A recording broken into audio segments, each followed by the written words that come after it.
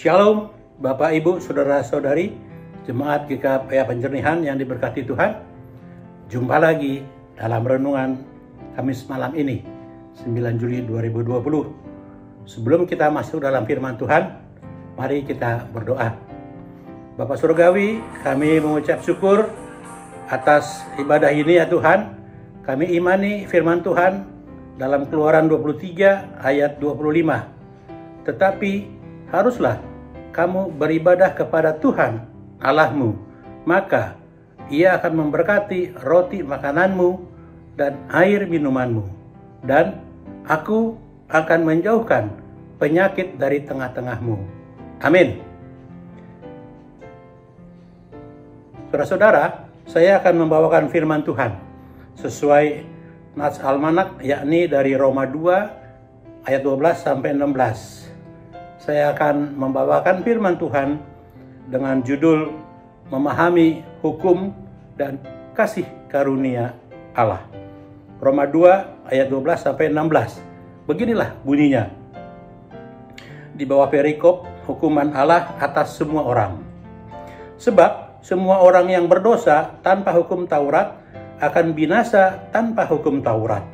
Dan semua orang yang berdosa di bawah hukum Taurat akan dihakimi oleh hukum Taurat. Karena bukanlah orang yang mendengar hukum Taurat yang benar di hadapan Allah, tetapi orang yang melakukan hukum Tauratlah yang akan dibenarkan. Apabila bangsa-bangsa lain yang tidak memiliki hukum Taurat oleh dorongan diri sendiri melakukan apa yang dituntut hukum Taurat, maka walaupun mereka tidak memiliki hukum Taurat, mereka menjadi hukum Taurat bagi diri mereka sendiri. Sebab dengan itu mereka menunjukkan bahwa isi hukum Taurat ada tertulis di dalam hati mereka, dan suara hati mereka turut bersaksi, dan pikiran mereka saling menuduh atau saling membela. Hal itu akan nampak pada hari bila mana Allah sesuai dengan Injil yang kuberitakan akan menghakimi segala sesuatu yang tersembunyi dalam hati manusia oleh Kristus Yesus. Amin.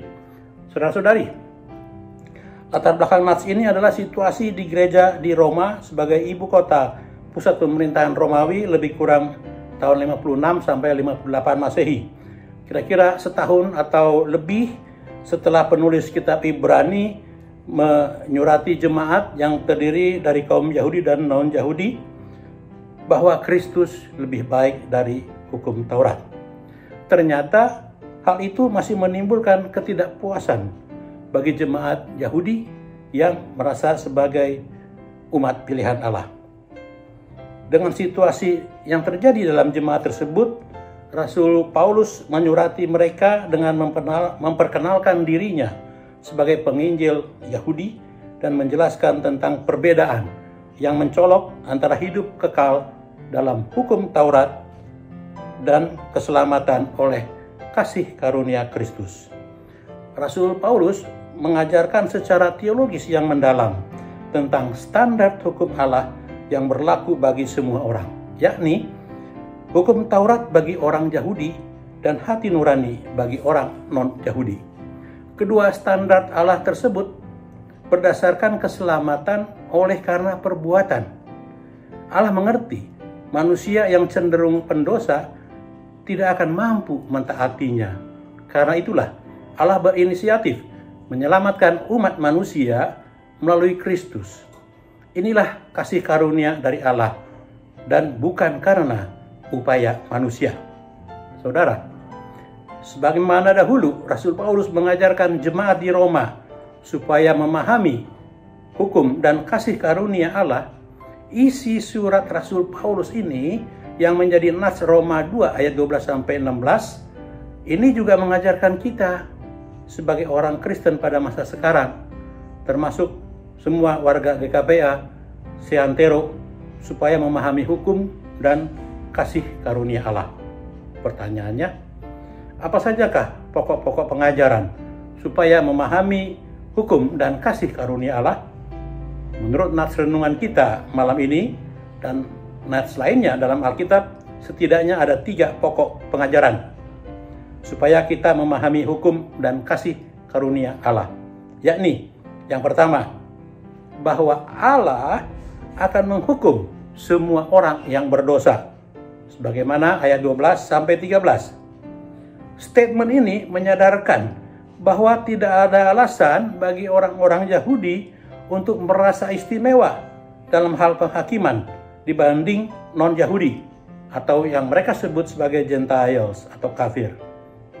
Karena Allah menghakimi semua orang berdasarkan ketaatan mereka terhadap Allah dan dengan hukum Taurat dan hati nurani sebagai ukurannya. Orang-orang Yahudi tidak dapat menyangkali hal ini. Mereka harus mentaatinya atau menerima kasih karunia yang lebih baik dari Tuhan. Saudara, sebagai umat tebusan Kristus, kita juga hendaknya tidak merasa istimewa dibandingkan dengan orang yang lain. Sebagai umat tebusan Kristus, Tuhan Yesus menjanjikan keselamatan. Tetapi kalau kita berbuat dosa, tetap kita akan dihukum. Lalu yang kedua, pokok pengajaran yang kedua adalah bahwa Allah akan membenarkan orang yang melakukan hukum Tuhan. Ayat 14 sampai 15. Pernyataan ini membuat banyak orang Yahudi Kristen semakin bertobat. Bahwa Allah akan membenarkan orang-orang yang melakukan isi hukum Taurat. Sebab kebenaran hukum Taurat ada tertulis dalam hati nurani mereka. Firman Allah ini menegur orang-orang Yahudi yang bangga dan menjadi tegar tengkuk dengan status sebagai umat pilihan. Namun, hukum Taurat yang dipercayakan kepada mereka hanya mereka mendengarnya saja, tetapi tidak melakukannya. Saudara-saudara yang dikasihi Tuhan Yesus Kristus, demikian juga kita. Sebagaimana nats firman Tuhan dalam Yakobus 4 ayat 17. Jika seorang tahu bagaimana ia harus berbuat baik, tetapi ia tidak melakukannya, ia berdosa. Lalu yang ketiga, apa sajakah pokok-pokok pengajaran supaya memahami hukum dan kasih karunia Allah?